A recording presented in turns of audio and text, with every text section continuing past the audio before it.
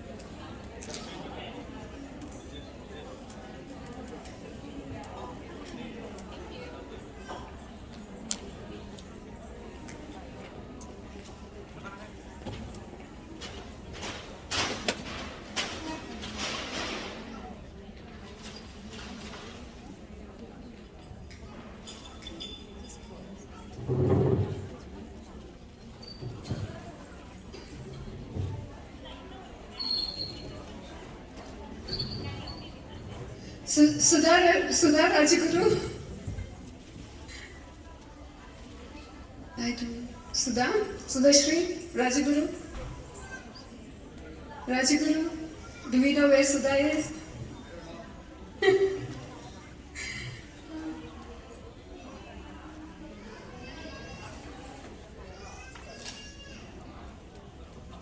Sudha, if you are here on venue, please report to the stage.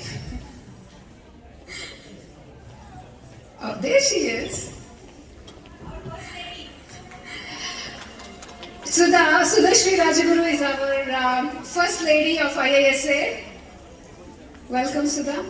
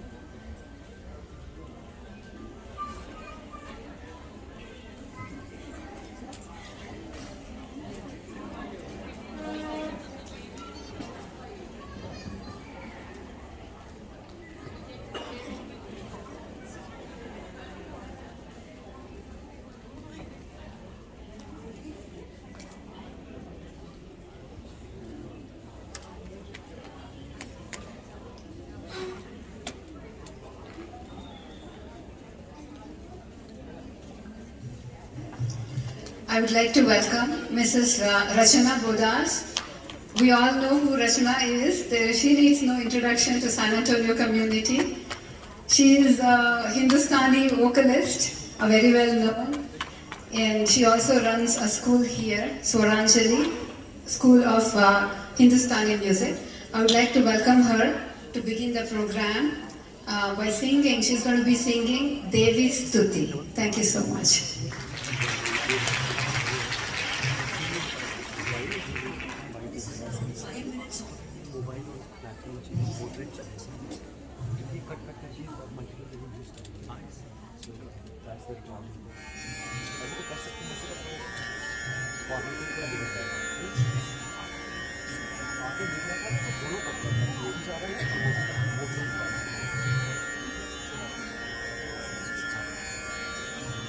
Hello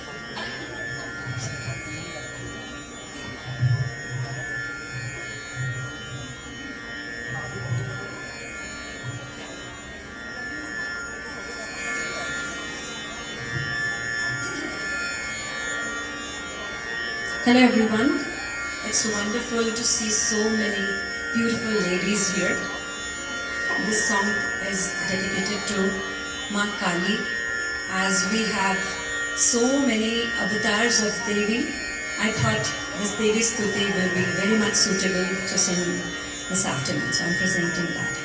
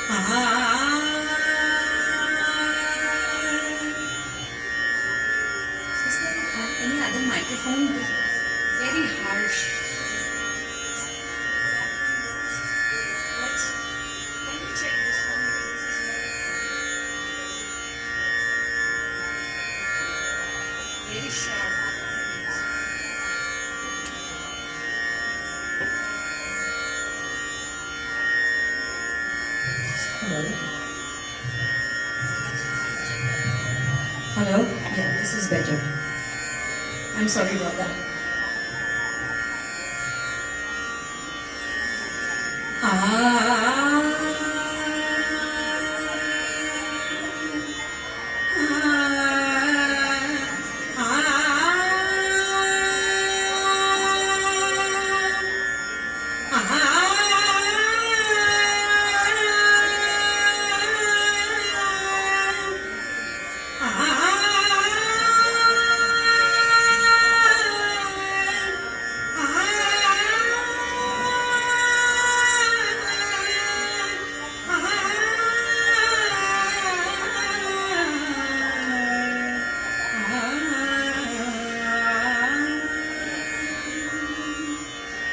जय जय जग जननी देवी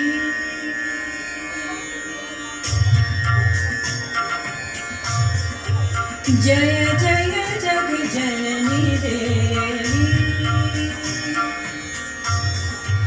जय जय जग जननी देवी जय जय जग जननी जय जय जग जननी देवी सुर नर मुनि असुर सेवी भक्ति मुक्ति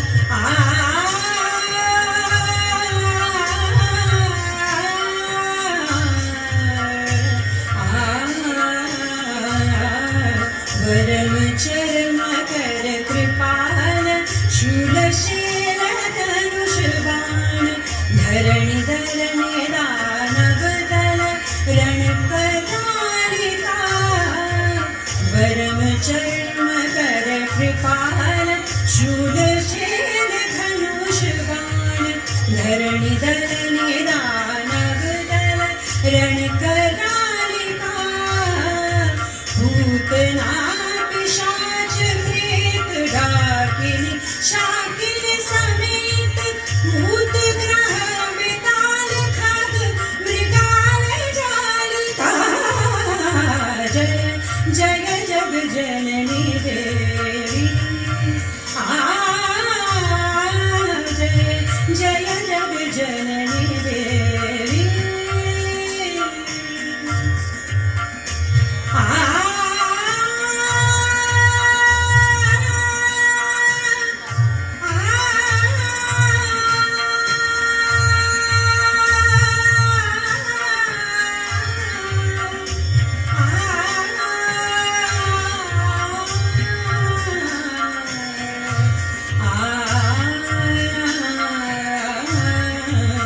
जय महेश भामिनी अनेक रूप नामिनी जय महेश भामिनी अनेक रूप नामिनी समस्त लोक स्वामिनी हिमशैल पालिका रघुपत पद परम प्रेम तुलसी अचल नीम रघुपद पद परम प्रेम तुलसी अचल नीम देहु है प्रसन्न पाहि प्रणत पालिका जय जय जग जननी देवी जय जय जग जननी देवी सुर नर मुनि असुर सेवी भक्ति मुक्ति दायिनी भय हरिणी कालिका जय जय जग जननी देवी जय जय जग जननी देवी जय जय जग जननी देवी जय जय जग जननी देवी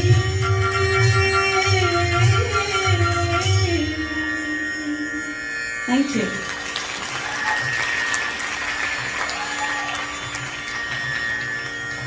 Thank you, Rachana. That was very divine. Thank you so much.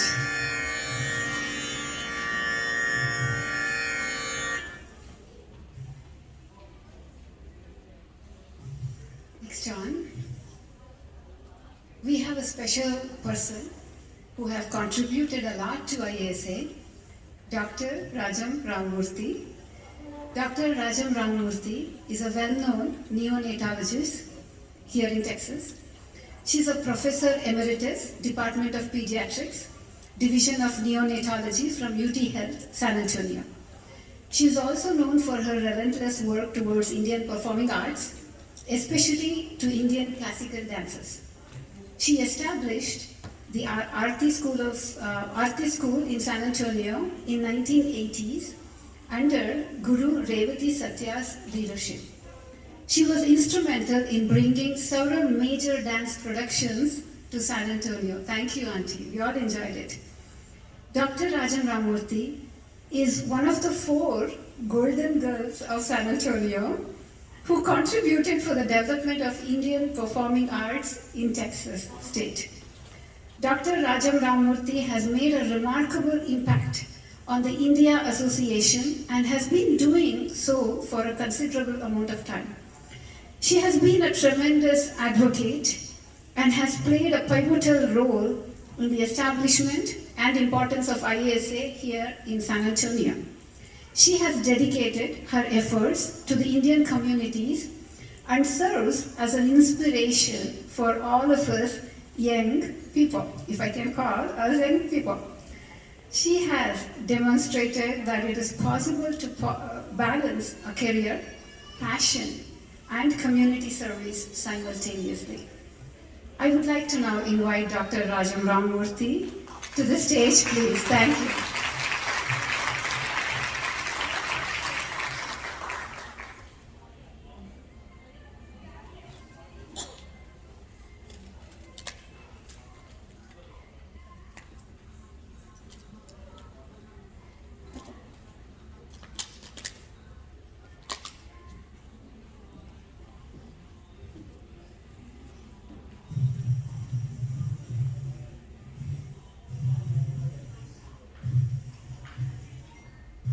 Namaste, good afternoon. Sisters of San Antonio and brothers too, I was overwhelmed with nostalgia as I was preparing for this moment with all of you. It was going back so many years in life, and I want you to stay with me for the next few minutes and take you through a journey of not the India Association, not the community center, but a handful of immigrants who came to this small, remote city in the United States with nothing more than a diploma in hand and the audacity to dream. If I can have the first slide. I think I'll get closer to the screen.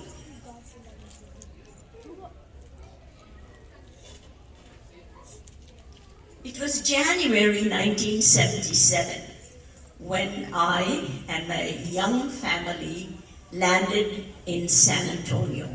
This is a picture of the San Antonio airport in 1977. My heart sank when I saw it because I was coming from Chicago with O'Hare Airport, the largest airport at that time in the whole world. And this was a tiny little shack. As we were driving along 410, I didn't see a single tree. It was just the highway and concrete. And I said, should we go back? I can't live in this place. Until I saw the Riverwalk, and I loved it. And this is where we pitched our tent. My husband was recruited here to head the pain management and regional anesthesia program at the UT Health Science Center, and I a neonatologist in the Department of Pediatrics. Our two children were 3 and 2 years old. The community, we didn't know a single person in San Antonio. And there were a total of 15 Indian families and few from Pakistan and a few from Bangladesh who were here. We would meet in each other's house. There were no Indian restaurants. There was no Indian grocery store. We can move on. In 1978, Diwali celebration led to this idea of forming an association. And we called it the India-Asia Association because our group was diverse. The first president of the India-Asia Association, IAA in those days, was Ajit Murarka. You can see him there. I want you all to acknowledge Sushma Murarka, who is here with us today. Sushma?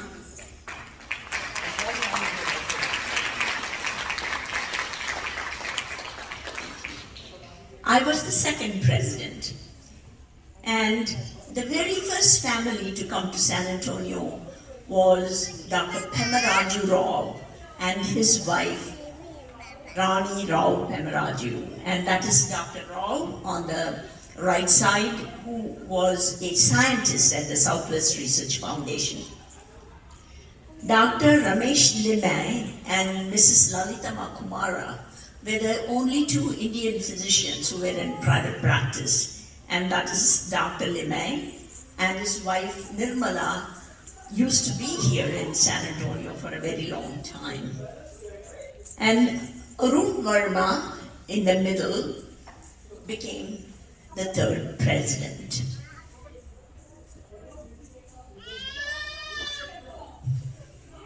Our main activities were watching movies, and these would come on these huge reels. I don't think you young people know anything about reels. And we would borrow the projector from the Health Science Center and go there and project these movies and enjoy them. And all these festivals we would get together in somebody's house until we were introduced to the Texas Folklife Festival. And you can see the India Association booth in the Folklife Festival over there.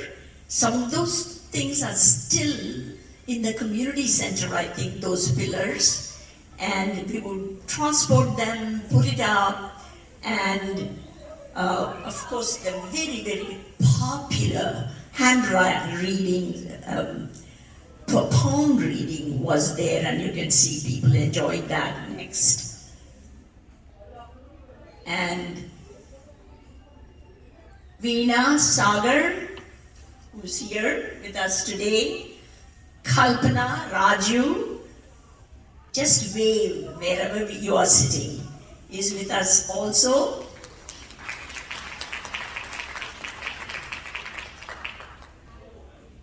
Jyoti Desai and Ben, who's, brother and sister, Vasuradia and Chanduradia, they're all here in San Antonio, but some of them are not with us anymore.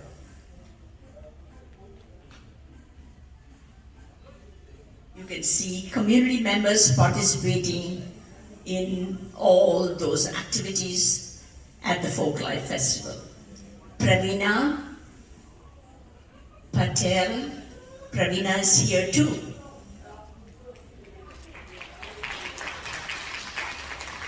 We owe a lot of thanks to the work of these people who in those early days gave their tireless work and time to the betterment of the community. We cooked massive amounts of food in our homes because there was no restaurant that would cater. You can see 1,500 samosas were made once, and I don't know how many of us were involved in all that. We put together dances. We would make up dances because there were no dance schools or music schools.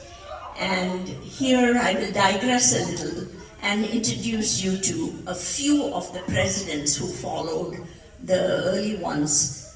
Vijay Kohli came to San Antonio, and within about 2 years he assumed the presidency of the association. Pradeep Bhargava, Chandu Radia, Sitakanta Mohanty.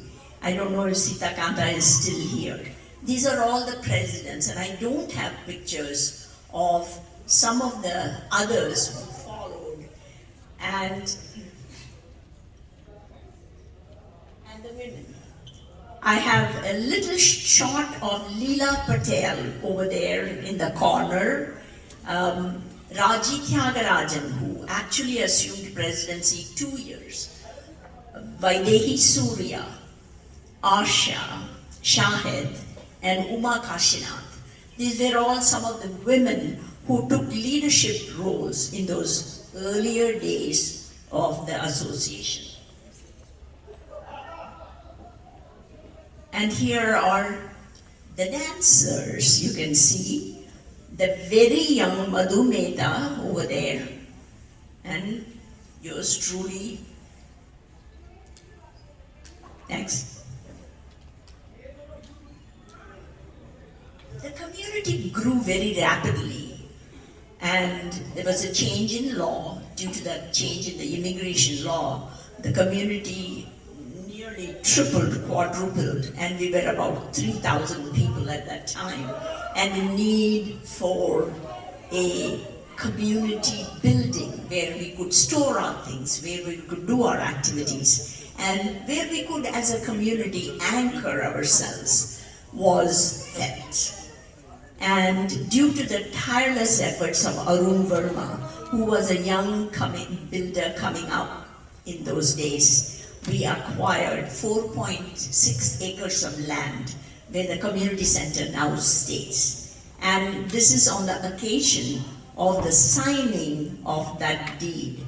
Leela Patel was the president at that time, and Ajit Murarka, you can see them there, and some of the others who were involved in the planning and the rough model of the community center and everything.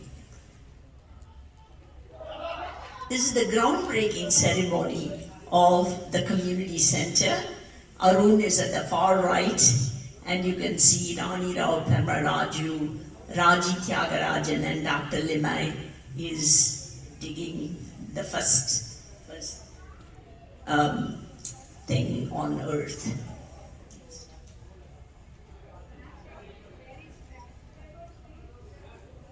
Vijay Kohli spearheaded the building effort, and I don't know if we would have achieved this in such a short time but for the efforts of Vijay.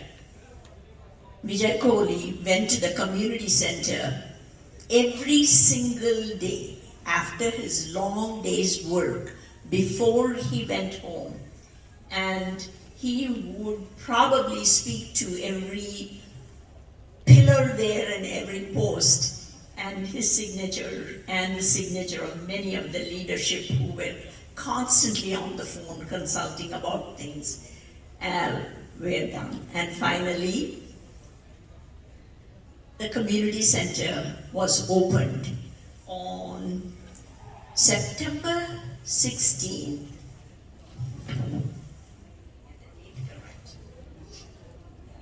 The community center was opened 3,900 square foot building at 9114 Summerwind was opened on September 16th, 1989.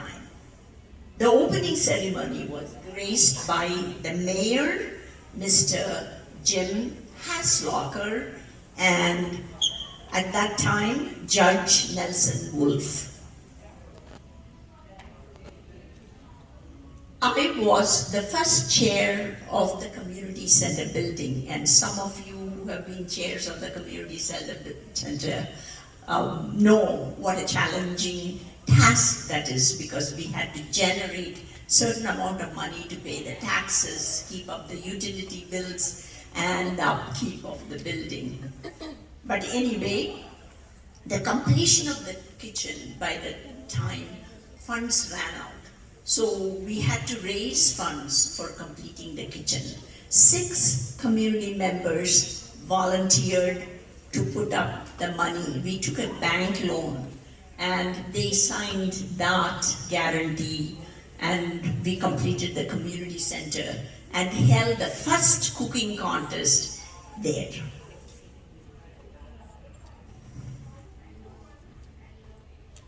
All those beautiful big trees you see around the community center were planted in this Vana Mahotsav, which was headed by Professor Machaya, who was a professor of botany at St. Mary's University. He advised us about the Texas plants that would work. And every family planted a tree in the community center. You can see some of these members are still here who have worked there. digging and planting trees.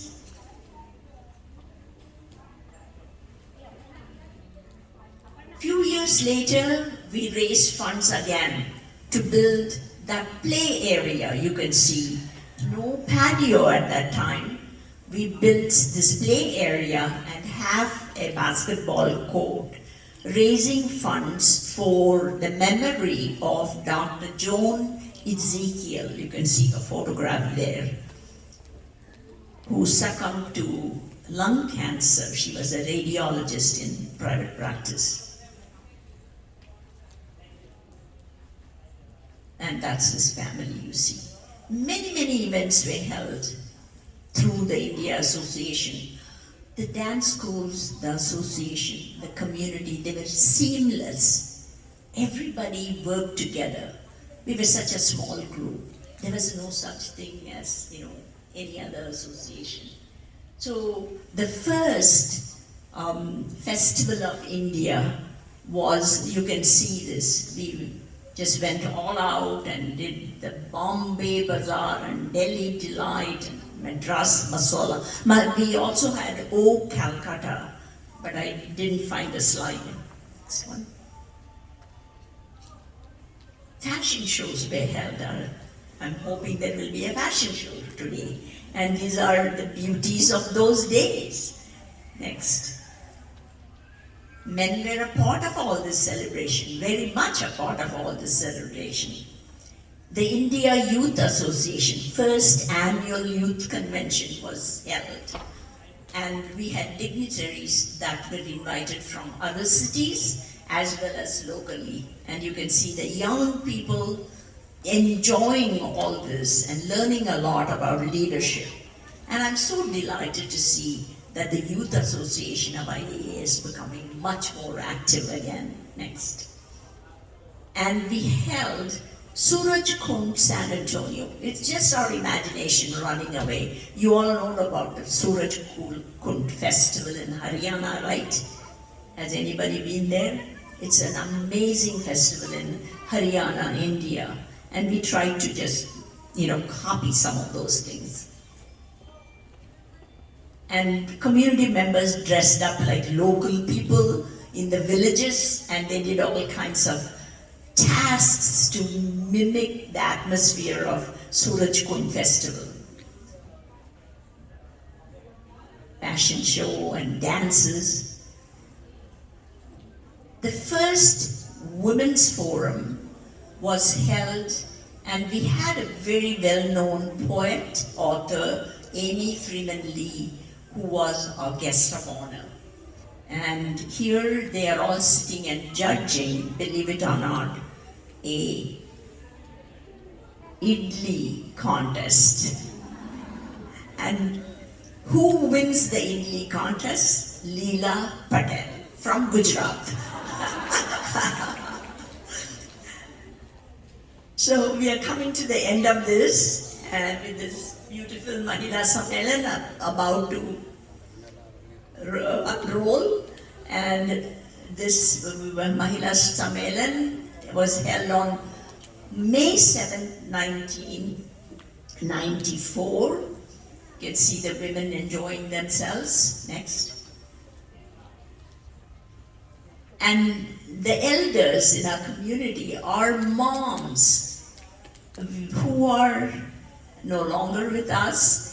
Arun's mother, Mrs. Mukherjee, Ben, these women were our inspiration.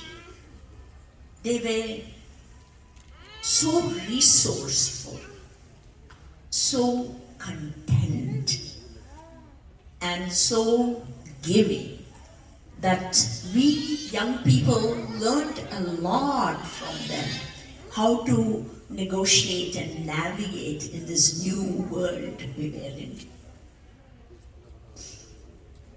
Nagu, Raju, and Veena Prasad, we call them Annapurnes. They cooked for us for every event. I can never forget the jamuns of Veena Sagar. And Yeah, they were a duo who fed us every time. And there is Karuna Verma, wife of Arun Verma.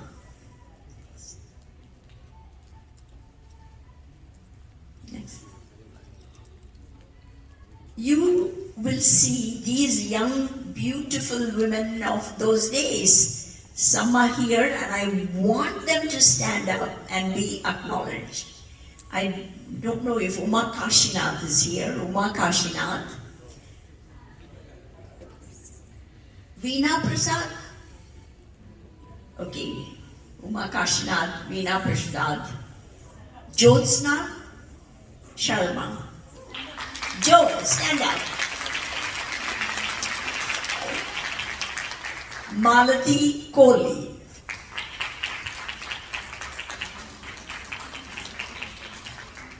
And that is Madhuri Mani. Prema Dureraj.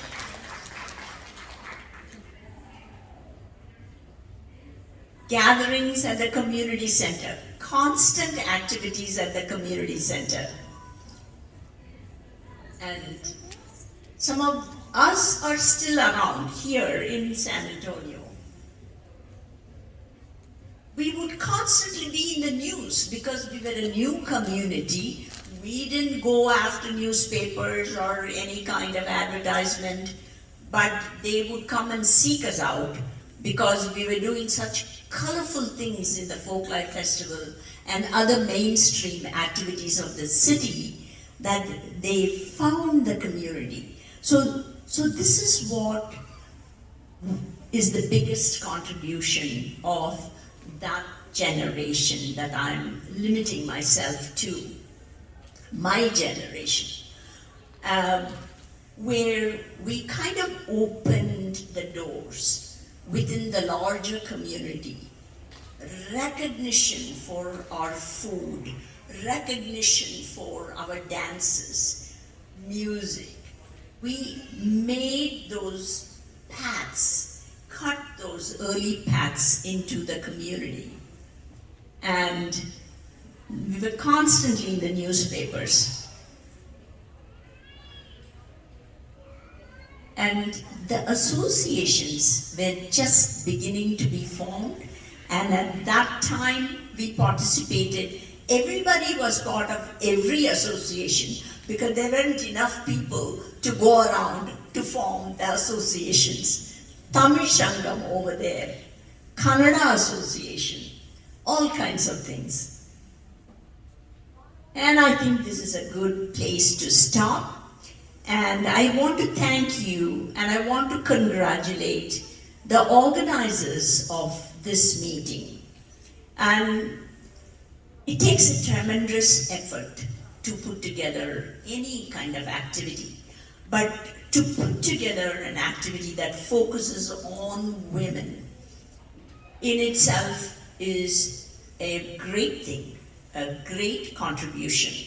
I would like to see this grow, and I want to congratulate Usha Rao, Sumitha Mudaliyar, and so many other, Prasanna Parakal, others who have made this happen for all of us. It is a delightful day and enjoy the rest of the day. Thank you.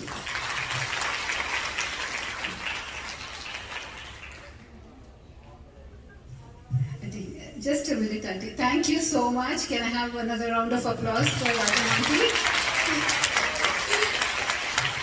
She is a doctor, Rajam Aunty, right? She's a doctor outside this, but for us, fondly, we call her Rajam Aunty. And can I have Sudashri Rajaguru to come in and felicitate? Can you both come here in the front? Can I get you guys to the center, please? Thank you.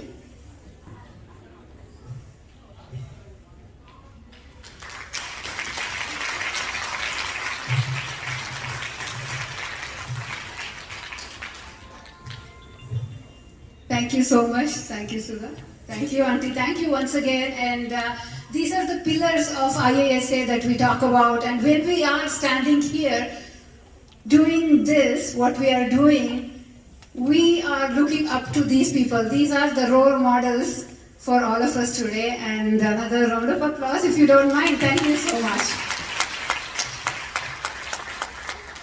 Can I have the man of the organization, which is IASA's president, Mr. Rajaguru Paramasamy, to the stage, please. Oh, yeah, there you go. He's taking a picture, ladies and gentlemen. A round of applause for President. Without his encouragement and support, Mahila Sammelan wouldn't be possible. And thank you, Rajaguru. Here he is. There we go. Thank you, sir. Good afternoon, everyone. I hope everyone had a good lunch and had a nice day today. So I'd like to, I wanted to invite, we have been doing this, we are doing a lot of new things this year, and one of them is the Mahila Sammelan. We are reviving it after many years, thanks to my team. And also I was in India for the last few weeks. I didn't really do much, but it's all done by my event lead, Usha and Sumitha, Aunty, and my entire IASA team. I really wanted to thank them in this opportunity. And also I would like to take this opportunity to invite our chief guest, Dr. Manju Badam. When we approached her, to accept our chief guest, she's been helping IASA for many ways. Whenever we reach out for anything for IASA, she's always helpful. I would like to take this opportunity to invite Dr. Manju Badam on the stage to talk about few words about Mahila Sammelan and her inspiring work. Thanks so much.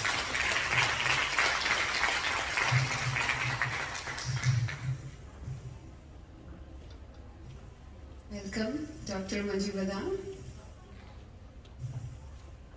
Thank you, Rajaguru.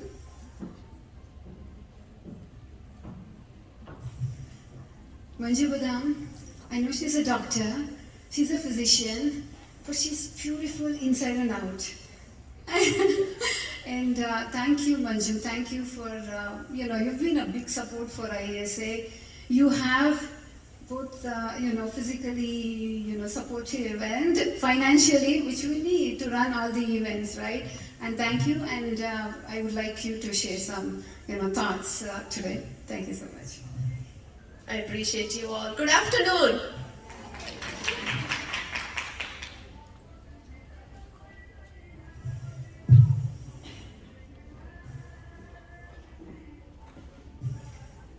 It's an honor to be here with you all today. Thank you, IASA team, President Rajaguru Garu, and the entire IASA team for putting this together. This is beautiful, and I'm in love with the theme, the black and gold. I would like to convey my special thanks to Sumitha Aunty for having me today. As a woman, a daughter, a wife, a mother, a physician, and a proud advocate for women empowerment, I want to speak directly to every woman in this room and beyond. Let me start with a simple truth. You can do anything you want in life. Yes. You, whether you have been told otherwise or made to doubt yourself, I am here to tell you, you are powerful beyond measure. And you don't have to be perfect. It's okay to fail. It's okay to make mistakes, because it's never about how hard you fall. It's about how you rise. When I was young, back in India, I was told something that many Indian girls hear. A girl is dependent on her father as a child, on her husband when she marries, and on her children when she grows old. I heard that and I rejected it. That idea no longer belongs in the world we are building. I want every girl and woman here to know you can be independent. You can be the master of your own destiny. But let's not ignore the reality either. In India, discrimination against women begins even before birth. Over 700,000 girls are aborted in the womb each year, denied even the chance to take their first breath. From the moment we enter this world, we face bias, limits, and silence. So, I ask you, what kind of world do we want for our daughters? One that silences them, or one that amplifies them?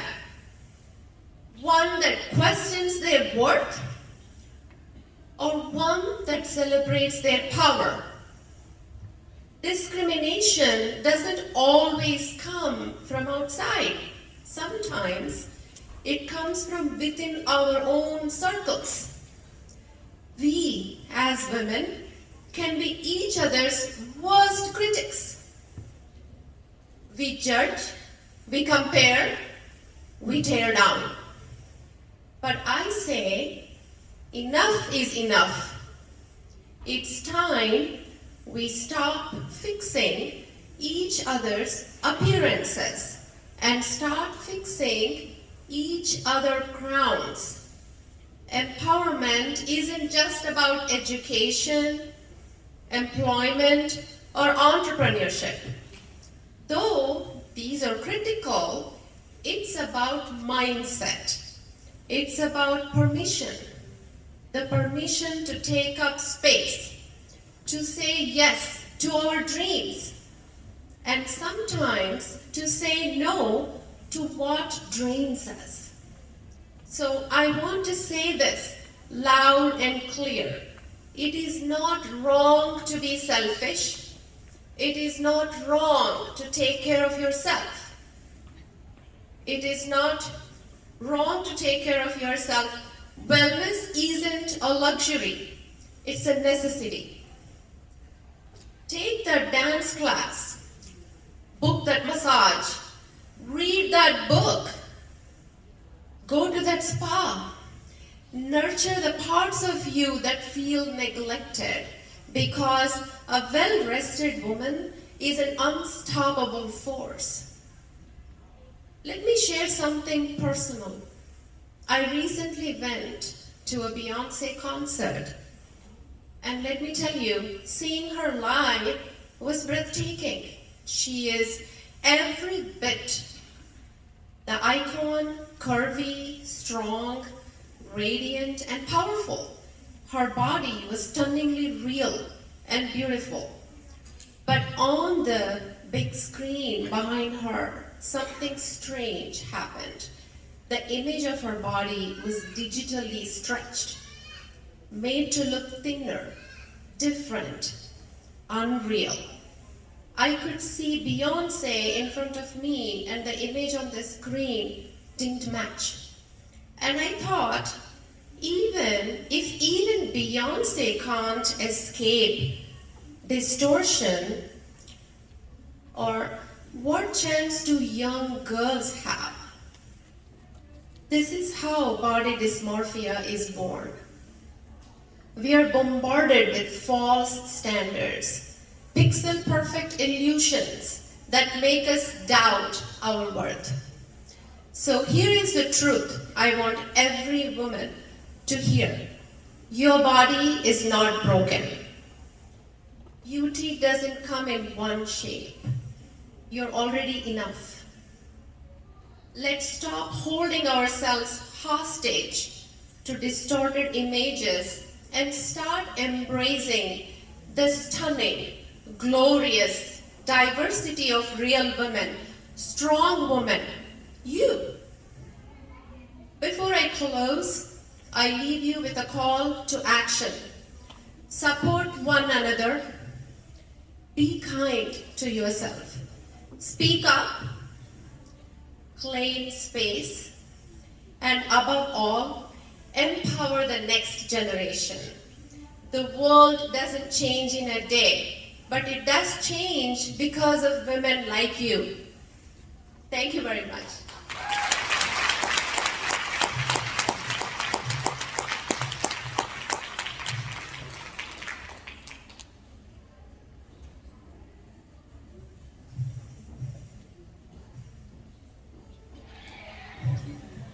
Thank you, Manju.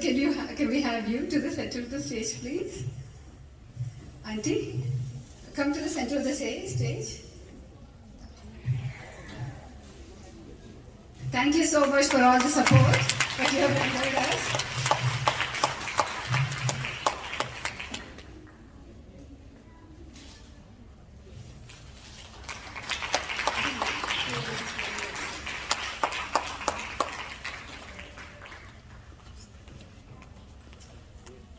Thank you so much. Thank you. Can we have a round of applause for Dr. Manju Badam?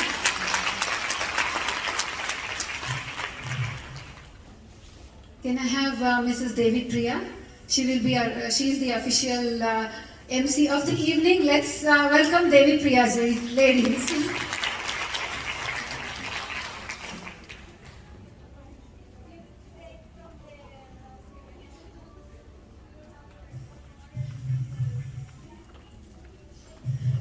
When we are announcing, can I have 3 men to kind of, yeah, thank you. Good afternoon, everyone. I once again welcome you all to Mahila Sammelan.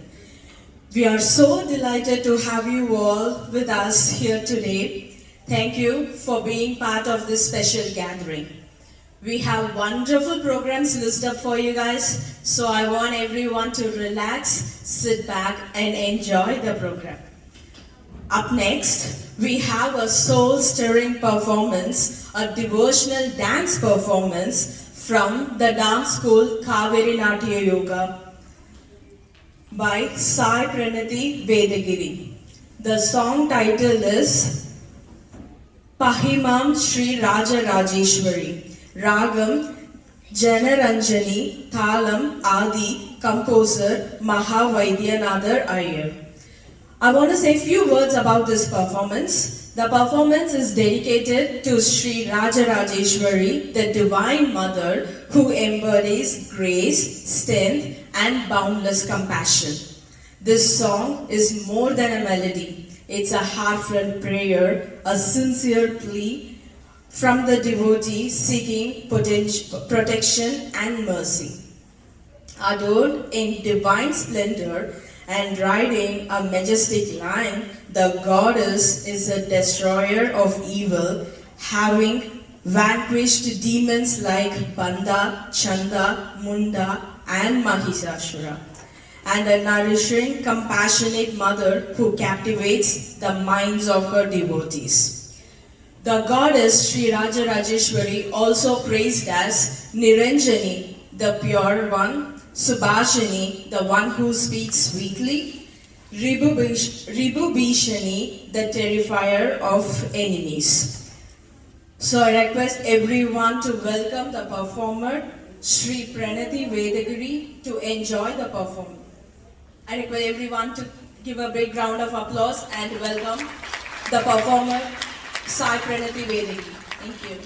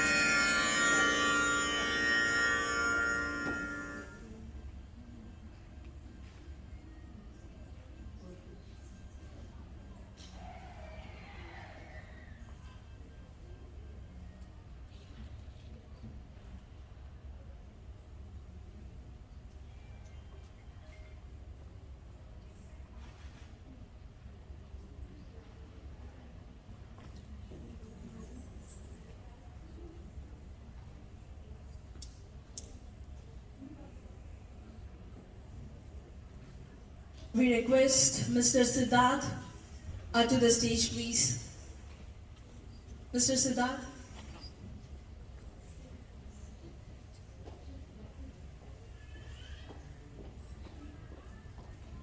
Sir, we have some technical issues, so we request you to the stage.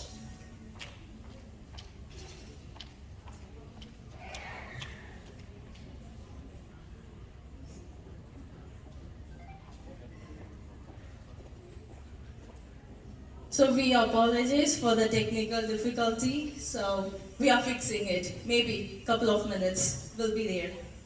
We'll soon commence the program.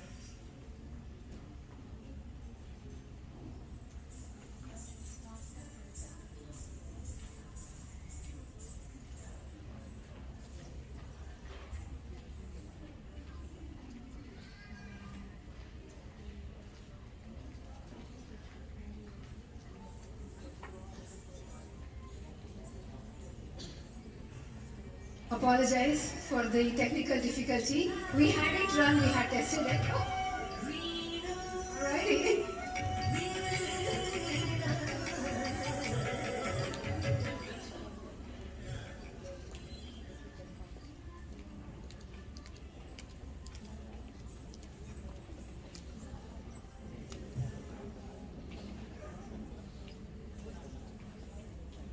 So now we are ready, so let's enjoy the performance.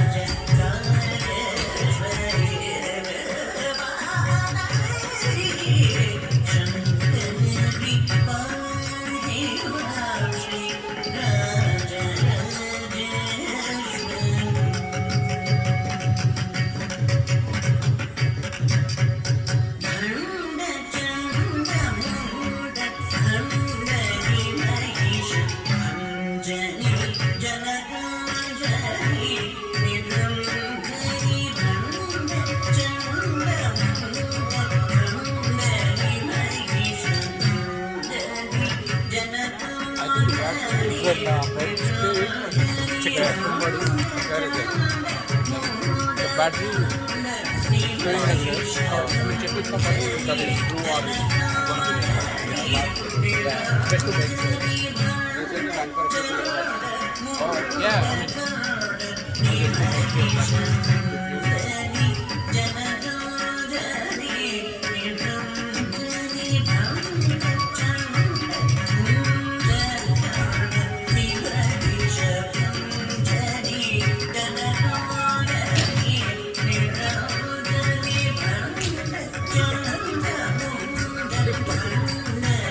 batteries are red. No, don't worry about this. Okay. But I can connect this. I have a charger also. This one is 50%. No. This one is showing like as red. The motor. I can connect. I have a charger.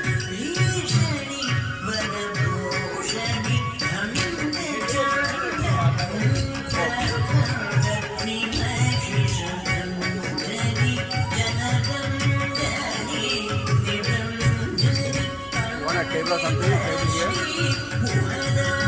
I have extension wire if you need. Yeah? Okay. So this is the battery. And the power bank.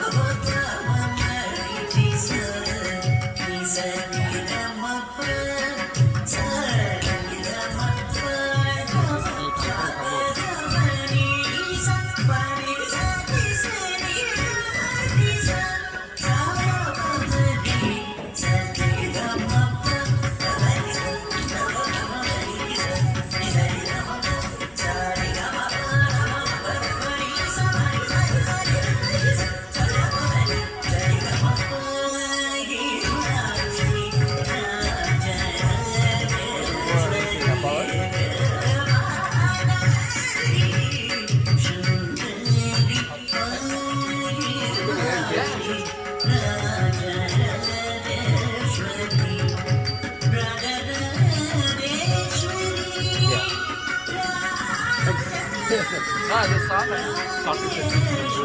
Just to make sure.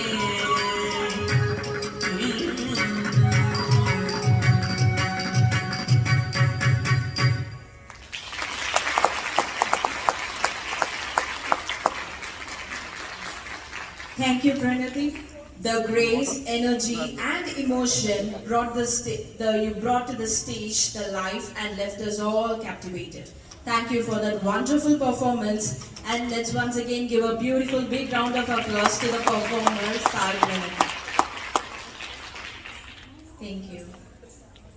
Our next segment highlights an organization which does a vital role in our community.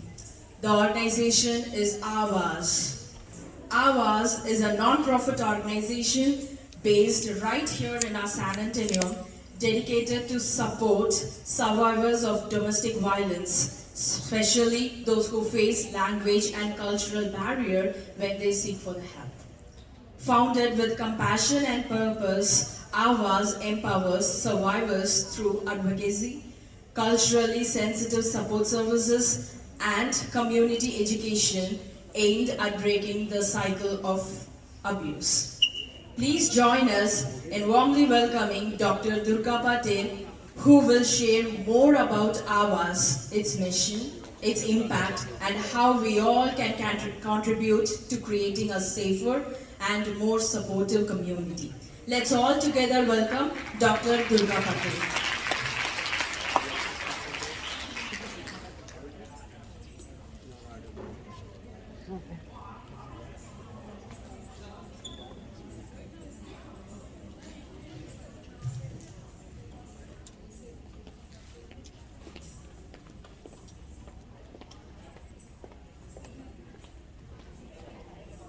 Good.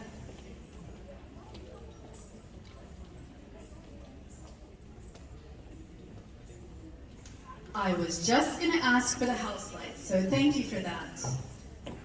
Good afternoon, everyone. Thank you for that warm welcome, and a heartfelt thank you to Sumitha ji, Usha ji, and Rajam ji for having Awaaz, for giving Awaaz this opportunity. Now, I have been a strong supporter of Awaaz for a few years, and I'm now a board member. My name is Dr. Durga Suridevra, or Durga Patel, either one. I'm married to Patel. I'm a psychiatrist who currently works part-time at Trinity University. My husband, Deepan Patel, and I have called San Antonio home for the last 22 years and have raised our 3 children in this beautiful town. I am joined today by other Awaaz members of the Awaaz team. So please stand up, Awaaz team.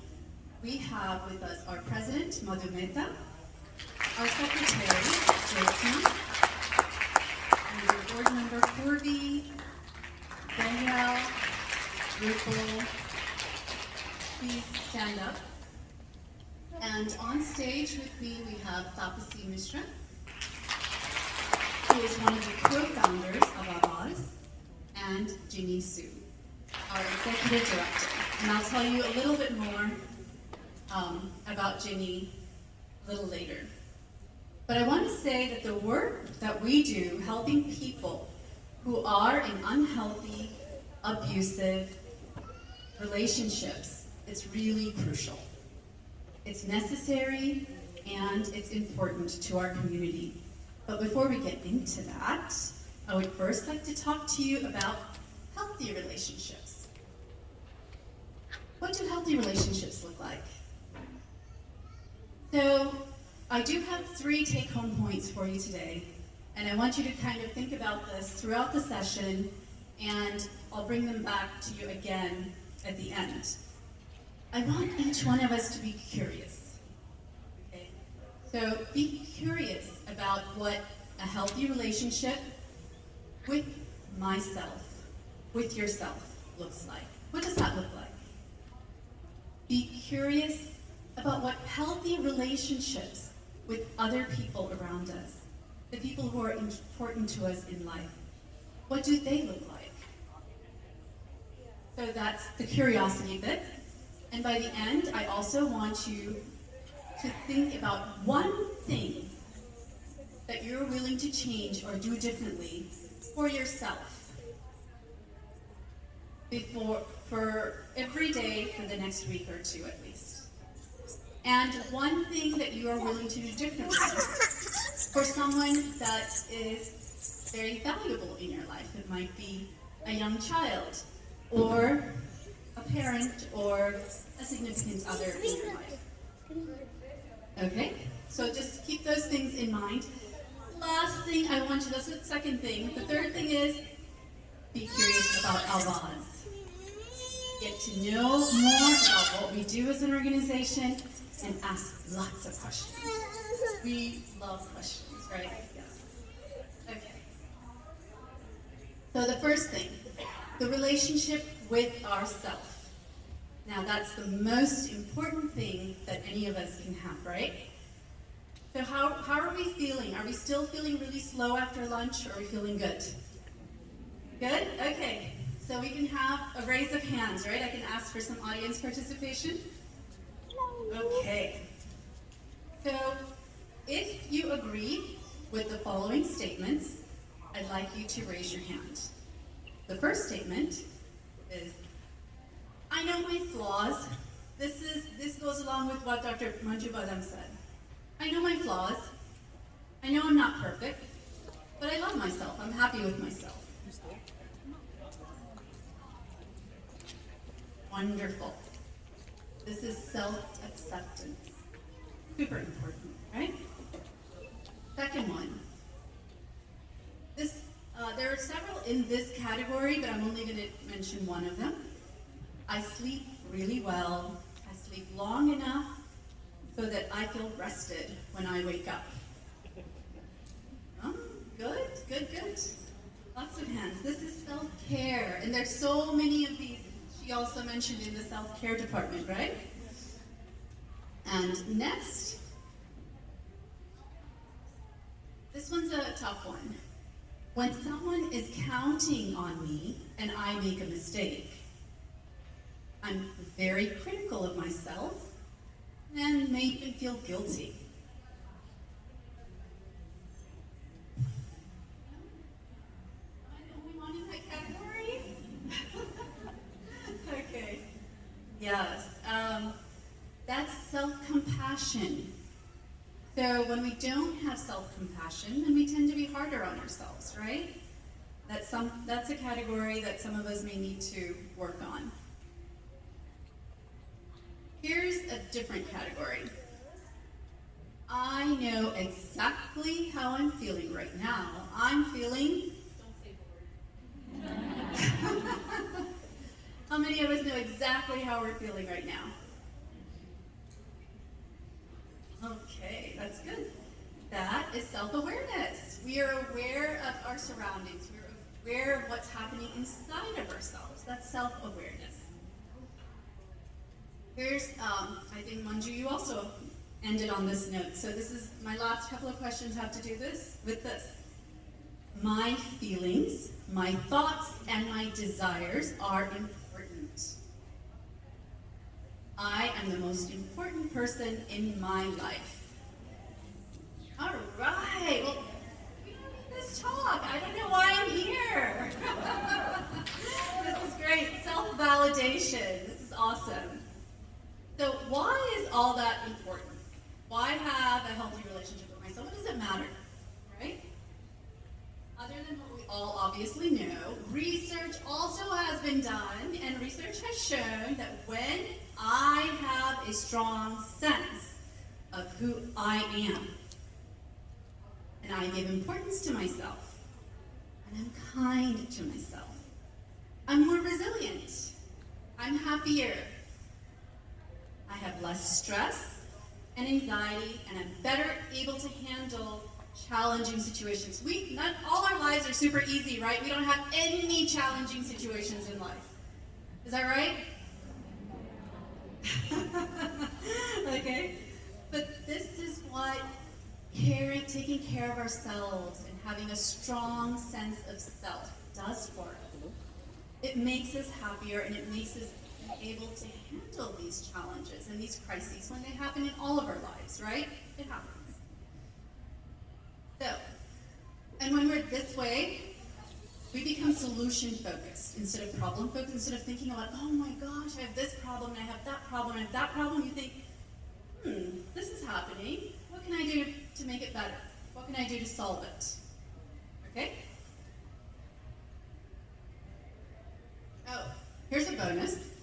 So when we have healthy relationships with ourselves, we also have healthy relationships with other people. That's what we tend to do, because we're already primed for that. But before we go on to talking about other relationships with other people, I'm curious. Now, honestly, how many of us here have thought about this topic before? Like, really just said, I wonder what kind of a person I want to be. Who am I? And do I give myself enough importance in all of that? Have we thought about this at all? Yes? Okay, awesome, that's great. So I told you I'm a psychiatrist, right? I work at Trinity, and sometimes the students come to me and they're feeling really bad. They're blaming themselves, they're feeling guilty. It could have been that they messed up a test. It could have been something more significant, right? Maybe a whole semester went by and they didn't do well. And they're saying, oh, I'm so awful, I'm not smart, I just, maybe I don't deserve to be here. And they feel guilty. They feel ashamed that maybe they didn't go to class because they weren't getting it, so they were skipping classes. So I say to them, okay, so you are saying that you're not worthy somehow, that you're lacking in something.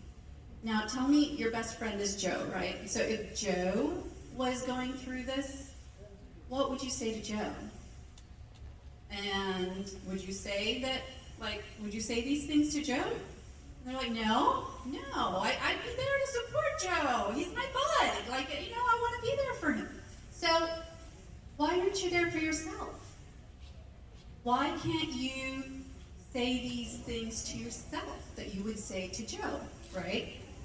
So this is something that when we're taught, as Manju said, as women, especially in our culture, from a very young age, we're taught to care for other people, right? Serve others, take care of yourself, take care of your parents, take care of your husband, your children. And I think we need to take care of ourselves, and it's really important. So,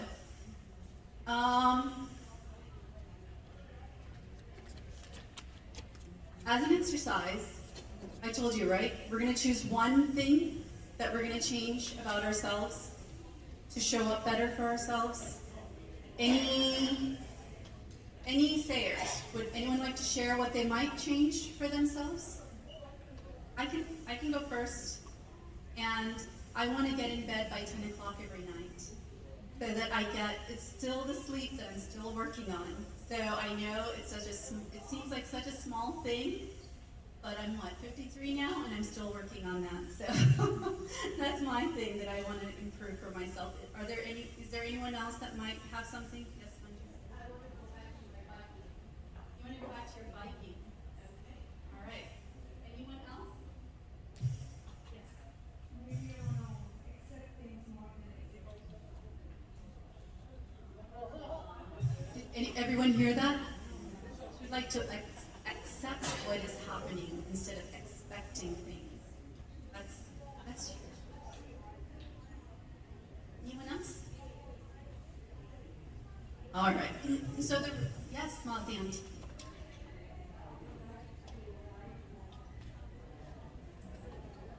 She is going to write more. And what would you like to write?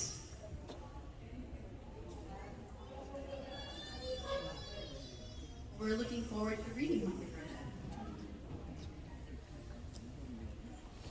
So, relationship with others. Now we'll move on, right? Who do we have relationships with, right? People think, oh, I'm not in any relationship. Is that right?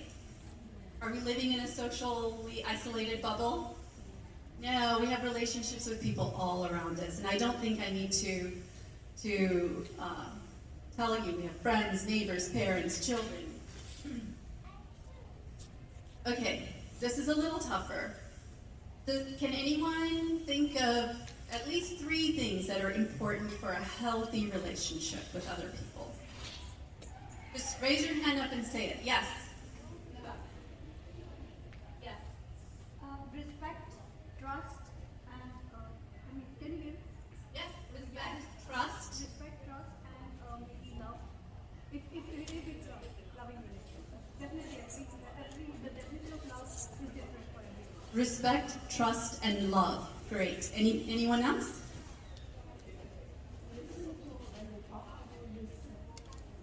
Listening. Yes. Great. Yes, Malti Aunty. Be less critical. Yes, these are all great answers. One more. Setting healthy boundaries. Setting healthy boundaries. These are all great. Now, in psychology, we have 3 pillars, and you mentioned, the first person mentioned 2 of them. So respect, trust, and the third one is communication. So listening. Listen, listen, listen, right? So now I want to talk about respect. How do we show respect? Anyone have an idea? I mean, we say the word respect. How do we show it? Just shout it out if you have an answer. Be kind. Be kind. Yes. Be kind is great. Any others? Be understanding. Oh, you're doing the talk for me. Thank you. Anything else? Respect differences. Non-judgmental, and what else? Respect differences. Respect differences. These are all great. These are all, so we don't expect our partner or our spouse to be just like us, right? They're individuals. They have a right to be individuals. Yes. Okay. So I really, value the opinions. Here's a big one for respect. How many of us have seen where couples are like, hey, instead of calling each other by their names? Is that not? I've seen it, and usually it's when one person is kind of being maybe a little more bossy than the other person. But how about addressing people by their name or a term of endearment, perhaps? Right? That's something that's sometimes forgotten. Validate how they feel. Validate their thoughts. And ask for advice. So when you don't know, when you need help, it's okay to ask for advice because then they feel valued, right? Speak kindly, apologize, and be willing to compromise. What about compromise, right? It's not always my way or the highway, right? Yes. Sorry, I'm going in and out. Is that distracting for some people?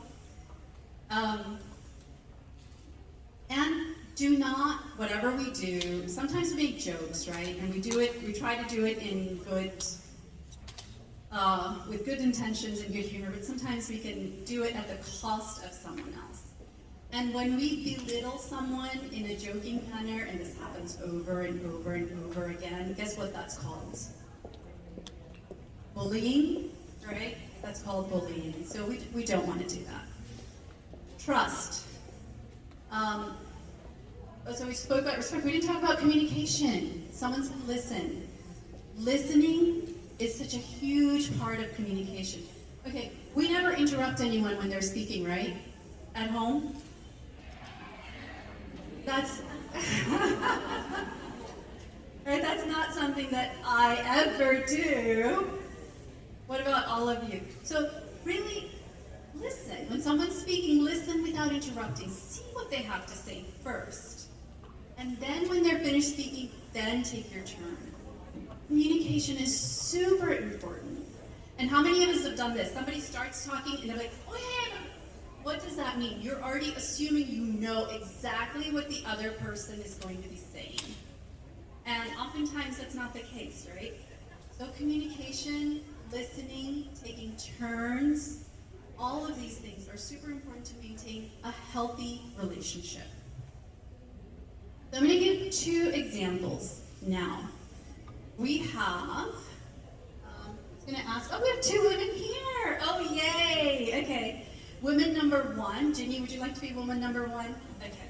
Woman number 1 doubts herself. So we need change in is not confident. She's 18 years old, she thinks she's unattractive, and she really doesn't have a healthy relationship with herself.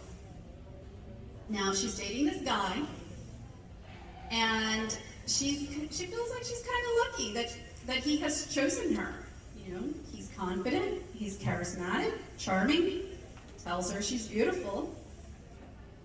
And here comes their third date. The guy comes to her, she opens the door, and he's like, ugh, what an ugly dress. Were you really gonna wear that on our date out with me?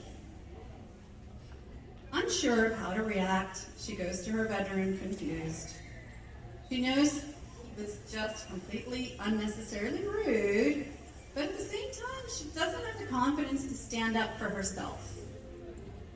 Now, have any of us been in a situation similar to that, where we feel like, you know, we've heard something rude being said to us, but maybe we haven't stood up for ourselves or known exactly what to do. Now we have woman number 2. Tapsiji, please step forward. Woman number 2 is also 18 years old.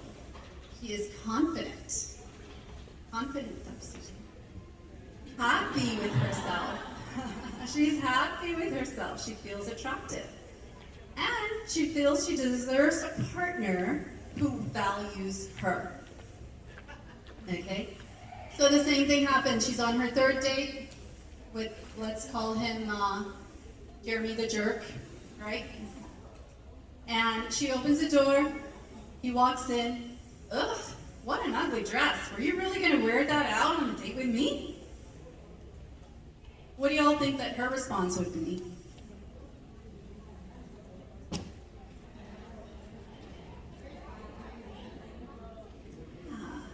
Yeah, she might say, I like my dress, I don't like you. Right? So, this can happen. I have seen, as a psychiatrist, I've seen people raised in the same family, 2 people, with completely different personalities like this. And it's not because, I mean, it happens when you're, you know, abused and beaten down also, but sometimes it's not necessarily that. It's just people are different. We have different ways that we exist in the world, right? And so it's important for that self-awareness, that awareness of who we are is really, really important. It comes into play in so many situations in our lives, whether it's when we get a job, when we're in relationships, when we're in other, you know, in every situation in our lives, and it's really important. Right? So now we have the second exercise, and I want you to each pick one person in your lives. One person in your lives that is super important to you, or not, I mean, just one person in your lives, and decide that you're going to change one thing that you'll do differently with them.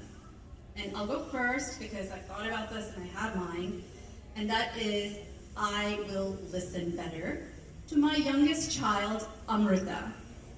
And if you know her, she's a little bit of a talker. So I tend to tune out sometimes. Don't tell her I said that.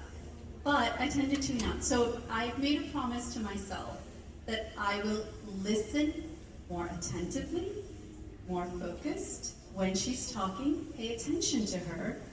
Validate her feelings and her thoughts because that's super important to her as a person. She's told me that ever since she was 3 years old. So I'm going to do better with that. Anyone else? Would anyone else like to share what they'd like to do? No? Okay.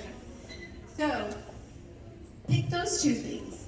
And so what happens, we talked about the healthy relationship. What happens when the relationship is unhealthy and the power dynamics are no longer equal? What are some of the things that happen in unhealthy relationships? The communication isn't good, right? It goes downhill. And mutual respect isn't there. So mutual respect with healthy communication no longer exists. And when this becomes worse, the partner may feel he or she is walking on eggshells. They feel apprehensive or scared instead of joyous about seeing their partner. And as I mentioned, this happens not only to other people, people that are non-Indians, but believe it or not, it happens in our own communities. It happens to us, in our families, all South Asian communities. So, when a relationship becomes unhealthy to the point that it's damaging to one person, they often feel alone, unsure of what to do, and may even be in physical danger. And this is when an organization like Awaaz is helpful. When someone is in that state, they need someone to talk to. And they can call Awaaz's helpline to talk to an advocate. Every single thing they share remains between the client advocate and the caller. It is confidential. An advocate doesn't discuss the caller's details with anyone else, even on the Awaaz team.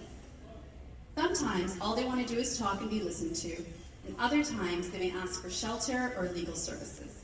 We try to connect them to whatever services they need, and if resources allow, we help them meet the cost of schooling, rent, food, counseling, whatever they may need at the time. And this is all based upon whether they request this or not. Ginny Sue is our executive director. And let me introduce Ginny. She comes to Awaaz after many years of serving on the board of Asian Family Support Services of Austin, Awaaz's sister organization, and which serves Central Texas. In her role as executive director, Ginny brings to the table a rich background in finance, operations, and she's also a retired attorney. And you may recognize her name from when she ran for office statewide in Texas in 2021 and 2022. She has acted in various roles for several nonprofits and also for-profit companies, both nationally and internationally. In addition to domestic violence, Ginny has also worked in public health, the arts, and conservation. Ginny?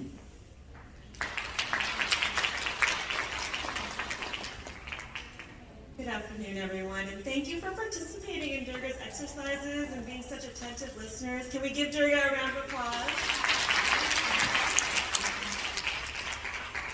So, Awaaz, as you've heard, is a nonprofit organization. Right now, we have 2 staff members and 9 board members, and our board members are all volunteer, and most of our folks that work with us are all volunteer. We are here to serve the community. And I'll tell you something that makes Awaaz so important. We are the only domestic violence agency serving South Texas for any type of Asian. We specialize in South Asian, but there is not another organization in all of South Texas that does our work. Not for the East Asian community, not South Asian. That's it. It's us. We are the only agency that serves domestic violence survivors that are of Asian descent below Hays County, basically. Awaaz has been around a long time. They were started in 2011, and as you heard, one of our co-founders, Shakthi, is here with us today. But they were all volunteer until 2023. I was actually their first hire. And as a result of having staff, we've been able to expand our programming in the last few years. So currently, in addition to our crucial client advocacy services, we also engage in a lot of community education. You might see us at festivals, tabling events, and we are actually being recognized for our work, both locally here in Texas and nationally. A lot of people are looking at Awaaz as an important part of the community, and they want to support us. And now we're thinking of actually expanding our programming and doing things like training other agencies, the DAs, the police departments, the judges, about the specific needs of our community, because evidence shows that if you do not make services accessible to people, they will not seek help. You have to address barriers such as cultural understanding, language access. These are all crucially important to making sure that survivors seek help and escape violence. I want to talk a little bit about how we're funded. The reason I was hired was because we received our first federal grant in 2023. We now are the recipients of a second federal grant. But as you may know from the news, federal support for programs like ours, it's at risk. Some of the things that have protected survivors in the past are also at risk. There used to be protections for immigrants who were suffering violence. We used to make it a priority to serve people with limited English proficiency. Those things are being eliminated one by one. Now, we could just give up and say, oh, that's too bad. What if Awaaz loses all its funding? Too bad, so sad. But that's not who we are. We're fighters. We are here to stay. Because as this room is an attestation to San Antonio's South Asian presence, that's true of all of Texas. We are here. We are Texan. We are part of this community, and we're not going away. Thank you. And as much as this room is very, very well aware of what it means to take care of themselves, to live in a healthy relationship, not all of our community is here with us today, are they? And I would venture to guess that most everyone in this room either knows someone now or will know someone that has suffered domestic violence. That's how pervasive the problem is. So, why we're here today is not only to introduce you to Awaaz, but to also ask everyone in this room to consider being an ally with us. Become a partner of Awaaz's. If you know someone that needs help, send them to our helpline. If you are someone that's an important person in the community, perhaps think of drawing some attention with your followers for Awaaz. And of course, we're always looking for support in the form of in-kind donations, funding, and volunteers. I know that we're working the room to try and secure as many volunteers as we can because there's so much work that needs to be done. And I'll just finalize this with one little tidbit about myself. I'm going to share about myself here. Durga made me woman one in that scenario, and you probably would never guess it, but I was woman one.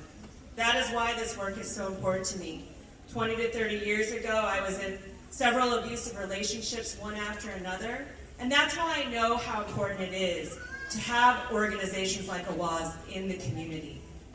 Sure, I'm an American-born citizen, I speak English very well, but it was still incredibly difficult to go through the process of leading those relationships when I had my parents, my community, all telling me that I just needed to put up with it and stay because that was the key to a happy life.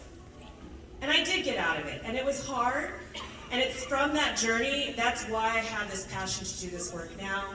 That is why I'm so grateful to be able to work with all of the members of Awaaz. My board is amazing. We're an amazing organization. We invite you to get to know us, and again, to be our partners. Thank you.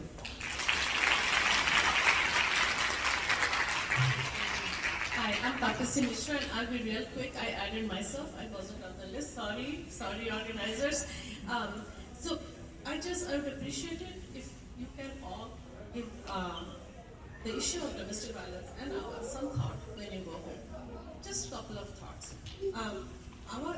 Awaaz and this issue of domestic violence in any community, this is not a gender issue. This is not a man's or woman's issue. This is society's issue. Okay? This is all about power and control. You have seen bullies, children get bullied. We need to work on all that because this is what escalates later if we don't work with this right now. And this is a community's problem. This is all our this is society's problem. So we should work as a village. It takes a village, and we should work as a village. People have asked me, why should I care? Think about it, learn more about domestic violence, why you should care. It is not an issue that stays confined to the four walls of a house. It will eventually spill over the threshold and infiltrate the community. So these domestic violence has far-reaching ramifications. It has intergenerational impact. So please find out more about domestic violence. Talk to us. Talk to other people who work in this space. We need to work together on this. Trust me. Thank you. Thank you all. You've been such a wonderful participating audience, and thank you for the organizers for your patience. Thank you, Awaaz team. I now request Dr. Usha and Dr. Prasanna to come to the stage to felicitate the Awaaz team. Thank you.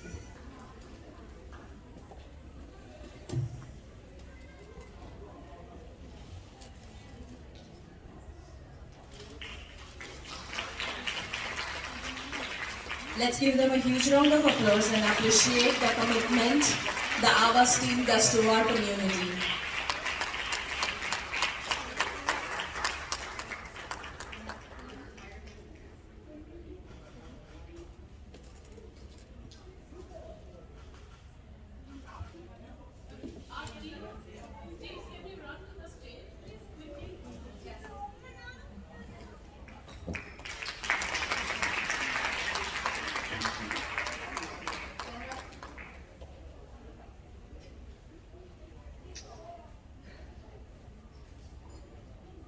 Yeah, let's welcome the other 3 members from Awaaz team.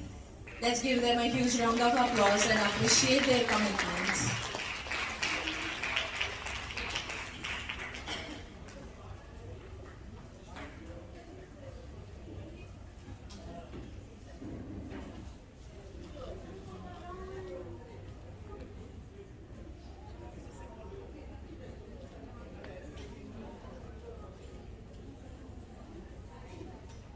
We have all beautiful ladies on the stage.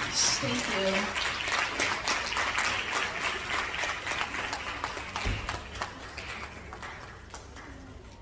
Thank you all so much.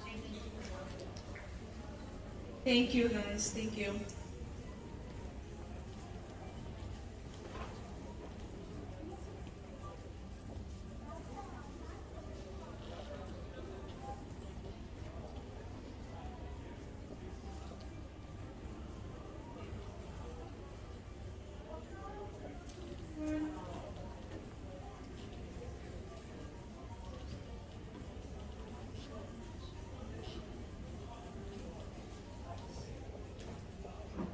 So next, we're gonna have a wonderful dance performance by Mrs. Shalu Wellings. After this dance performance, we're gonna have a fire chat with the doctor panel. Okay, so before the informative session, let's have some fun time. So this dance performance is by Mrs. Shalu Wellings, who's gonna present us a Marathi song from the album Natran. This stirring piece captures the emotional and artistic journey of a dancer who actually transforms through struggle and passion to confident, expressive performance. Shalu is a founder of Natesa Bollywood Dance Academy, where she has mentored and inspired countless students. Today, please join us with me to welcome Shalu Wellings for her beautiful dance performance. It's gonna be a solo performance. I request everyone to sit back, relax and enjoy.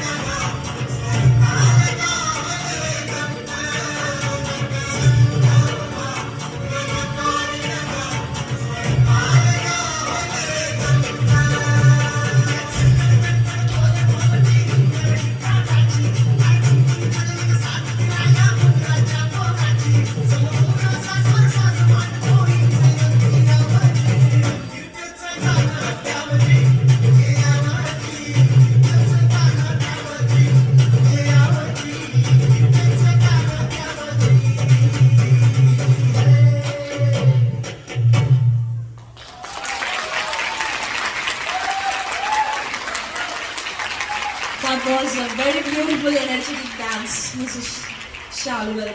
I request you to collect the certificate from Mrs. Sheila Ramnan.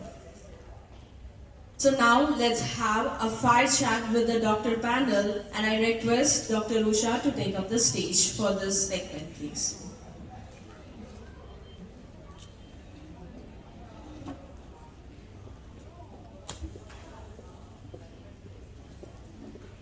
We have an interesting segment with Dr. Usha. Thank you.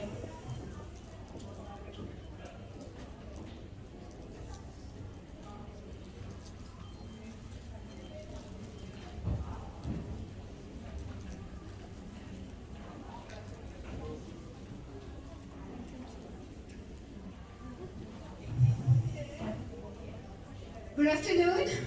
Are you all having fun so far? Can I have a round of applause for the men who are helping? Can I have all the speakers onto the stage, if you don't mind? Dr. Divya, Dr. Vinaya, Shefali ji, Hetal, Dr. Hetal. I might be for Dr. Smita.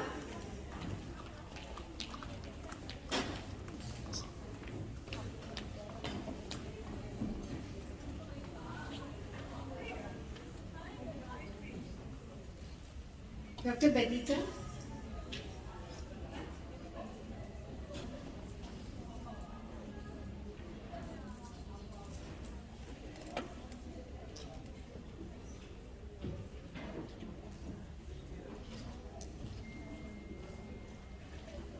Do not take seat.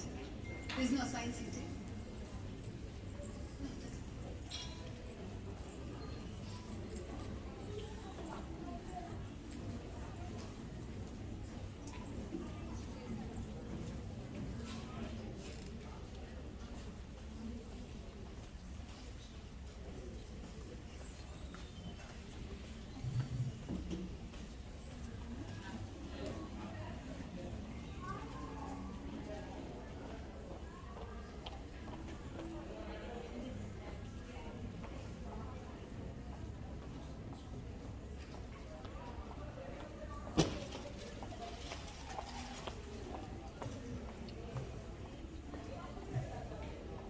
How are we all doing this afternoon?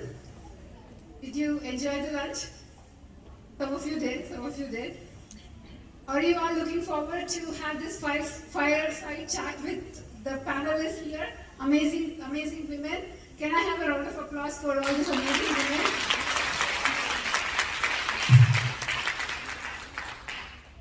As women, whether young, middle-aged, or fortunate enough to have experienced the big M. What is that? Oh yes, you got it. We often find ourselves feeling confused and filled with questions, unsure of what to ask and who to approach. This afternoon, we are joined by a panel of remarkable women who are accomplished and experts in their fields, ready to discuss several important topics and answer any questions that you may have.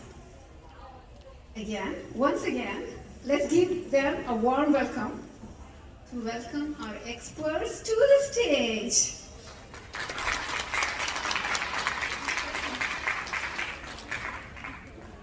So to begin with, I would like to ask each one of you to share your name, profession, and area of expertise. And I'll start with Dr. Divya, and then we can move on. Can I have a mic, please? Yeah, thank you. Hello. Yeah, here you go. Good afternoon, everyone. Namaste. I'm Divya Singhal. I'm a neurologist. And in terms of areas of expertise, it's epilepsy, neuromuscular conditions, as well as preventive neurology. What can we do to enhance our brain health and well-being? Hello everyone, my name is Shefali, Daria, and I'm a dietitian here and licensed in the state of Texas. I'm so excited to talk to you today, even for a few minutes. I am a telehealth provider after working for more than, I would say, 20 years with hospitals, private clinic, gyms, and the school sector. 10 years with bariatric patients, helping them with weight management and maintenance. So here I am, and I'm honored to be here with you all. Hello, hi, good evening. My name is Benita, and I'm the director and owner for Sun Research Institute. It's a research company in downtown, right next to Baptist Hospital. We specialized in clinical trials in hypertension, lupus, RA, OA, even we also do pediatric studies. I've been leading the company for the last 14 years. The company's been doing it for the past 35 years. We kind of got into limelight with COVID because everybody got into clinical trials at COVID, and we were one of the first clinics who did COVID treatment studies, and we also did a couple of vaccine studies where we were the first in San Antonio. So it's pretty much what I do. We contract with like pharma companies, and we're trying to specialize in rare diseases and try to get new medicine for all these indications out there. Thanks. Namaste and my humble pranam to each of you. I'm Hetal Nayak. I'm an anesthesiologist by training, but for last 17 years I have spent my time in learning and understanding yoga and teaching yoga to all the age groups. So yoga is India is the spiritual mother of the earth, and that's the wisdom that I now share. So my role more now is like a mother and a friend to the community on the spiritual path. Dhanyavad. Namaste everyone. I'm Smita Mehta. I'm a pelvic floor physical therapist. I've been working since last 8 years with Brooke Army Military Medical Centers, so all our active duty male, female, and their pelvic floor issues. And thank you IASA for arranging this and inviting us. I did my first board certification, and then I realized that there is a piece missing, and that's where I did my yoga teachers training under my guru, Dr. Hetal Nayak, and I have been using that a lot in my practice. And I've done presentation with the military and VA system, how we can use yoga in the pelvic health issues, and I'm excited to be here and answer all your questions.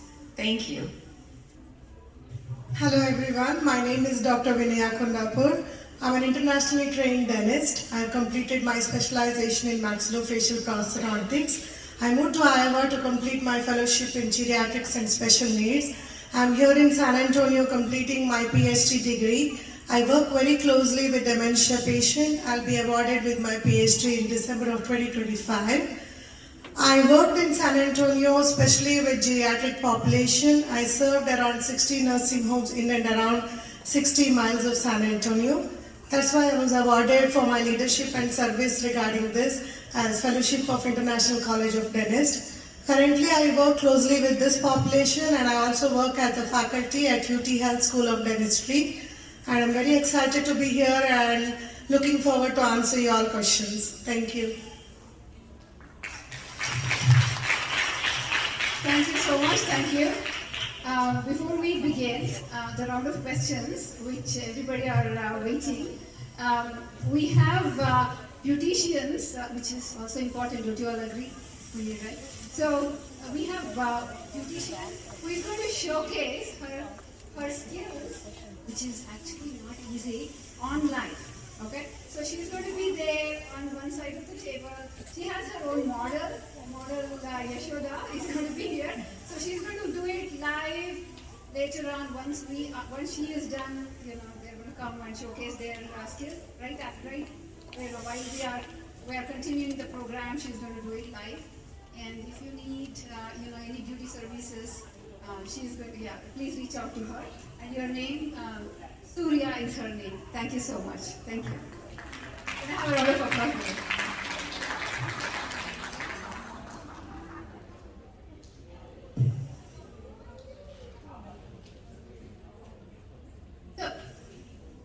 all ready? Okay. As women, we tend to be concerned about numerous things and often find ourselves attributing these worries to our brains and mental health.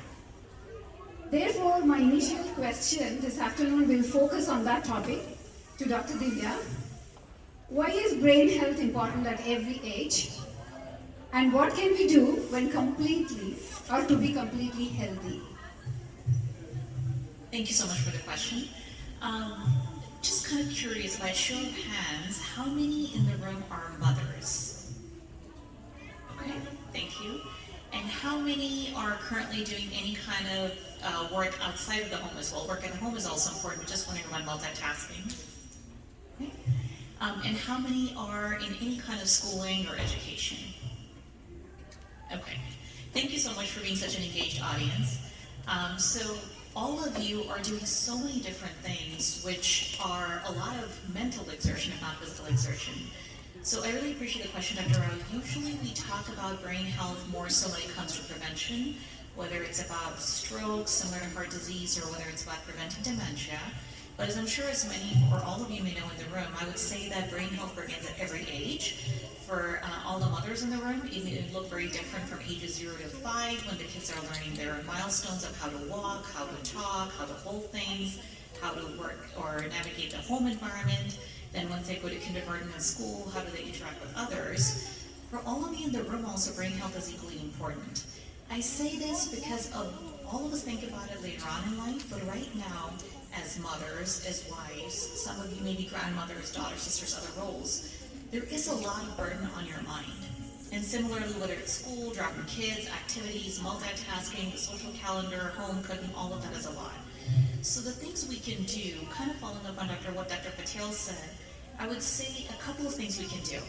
Sleep is one thing that is very important, and my guess is many of you in the room may not be getting 7 hours of sleep. But anything we can do to maybe increase our sleep at 30 minutes a week would be great. For brain health, other small, simple things I would suggest starting with diet. Indian diet is really wonderful. We use saffron and kesar in our food. We use a lot of nuts in our food. If you don't, I would encourage you to just please soak 5 almonds and 5 walnuts every night, and I would suggest please do the same for your family as well. As you may have noticed, the walnut actually looks like the brain, or the 2 hemispheres of a brain, and that's not a coincidence. So the small, easy things we can do would be 30 minutes of sleep, if we can try and increase it, and have to talk more offline. And then also almonds and walnuts, and then if you're using kesar in your diet, that's wonderful. If not, then I would highly encourage using it in chai, milk, yogurt, or something of the like, because there are some anecdotal studies that show that saffron can go a long way for helping with brain health as well. And of course, as I'm sure Dr. Nayak and others will share, yoga and breathing exercises help a lot with brain health. I'll pause here to give more time for my colleagues. Thank you for your time. Thank you.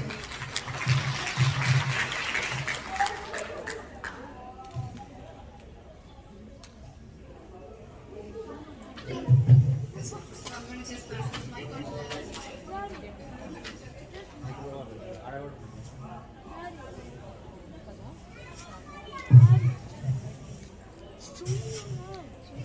So now that we are talking about yoga, Dr. Divya mentioned yoga.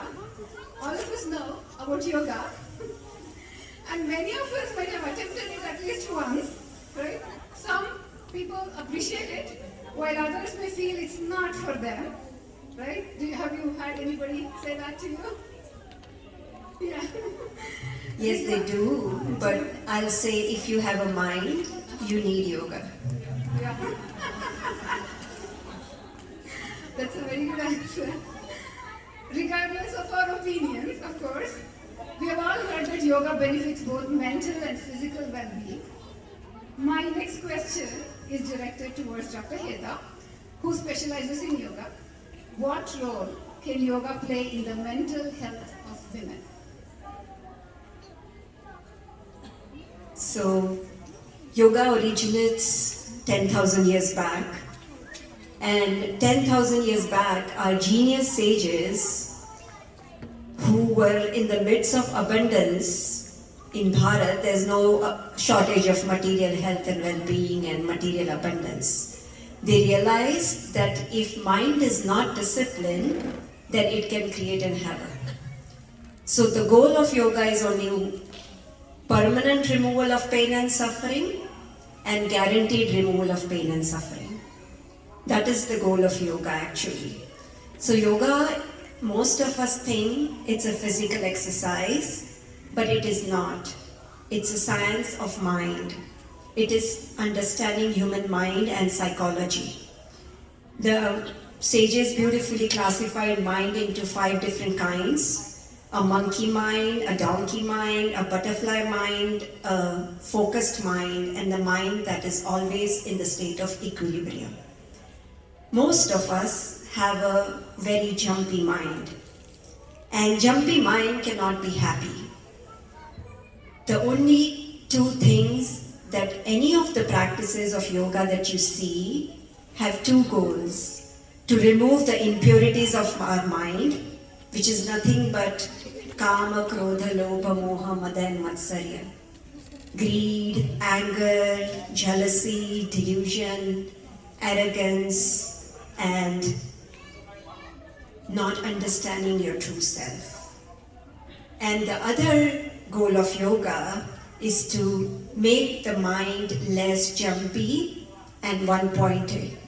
The 2 words that I use beautifully are nirmala. Mala is pure mind that is free of all these impurities, and nishchala, the mind that is one-pointed. So yoga beautifully gives us these qualities of mind so that any problem that we have in our mind can be resolved from the root of it.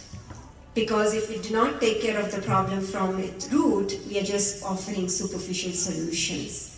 So sooner or later you will come across a roadblock, and that's why very beautifully, in a very methodical way, in a structured 8-step manner, Ashtanga Yoga, we have been given how to use this tool of body and access our mind using breath.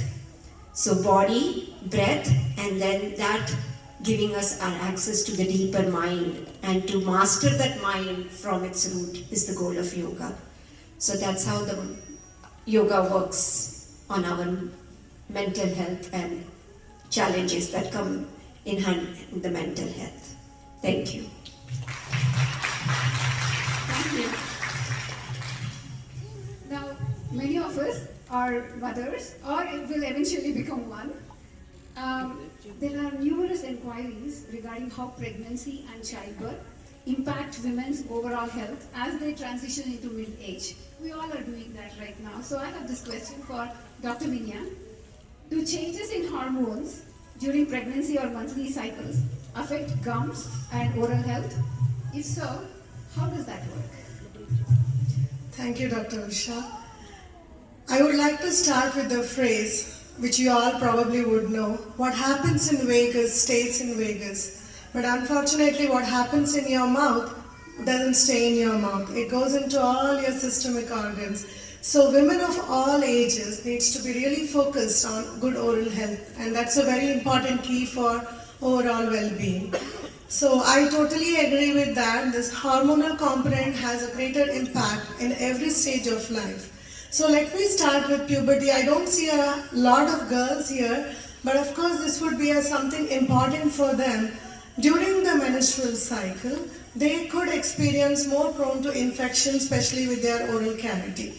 Gum inflammation is one of the key things that has been observed, and it's always good to visit dentist once in 6 months. I agree that normally, not just in India, but anywhere else, the mentality is to go to a dentist only when you have to decay. But gum diseases are very important for all the ages. So it's not just for puberty, but I would just like to start from there. And one more thing is when they have kind of extraction that's required, especially when they are in that age group, they probably would have a wisdom teeth that is impacted. We never heard impacted wisdom teeth with our grandparents or great-grandparents, but we are humans. As we evolve, our jaw sizes, if you compare with how it was, it's getting shorter. So the impaction is more common with this age group right now. So when they go in for extractions, and if they go for extraction during this cycle, especially when I say from that 23 to 28 days, that's the time they are more prone to infection and there can be possibility of dry socket. It's when any kind of wound healing, they require enough of blood. But this is the time when they go for extraction, wound healing will be delayed and this painful condition like dry socket can happen. Next with pregnancies, well documented and most of us know, and these days it's very commonly told to all the pregnant women that they need to take care of their oral hygiene. But because of various, they might have nausea, vomiting, or in the last trimester, it might be difficult for them to sit in the reclined chair of dental. So normally it's safer to go during the second trimester of pregnancy. But that doesn't mean that before you conceive or during your confinement, you can neglect your oral hygiene. Especially when the sexually active women, if they're taking any kind of oral contraceptives, those will have dry mouth effect. So that is when the natural cleansing mechanism with saliva is very much decreased. That's the time they need to give more importance to maintain oral hygiene and to be taking care of their overall health. With the pregnancy again, if they plan to conceive, if there is a gum disease, that can lead to periodontal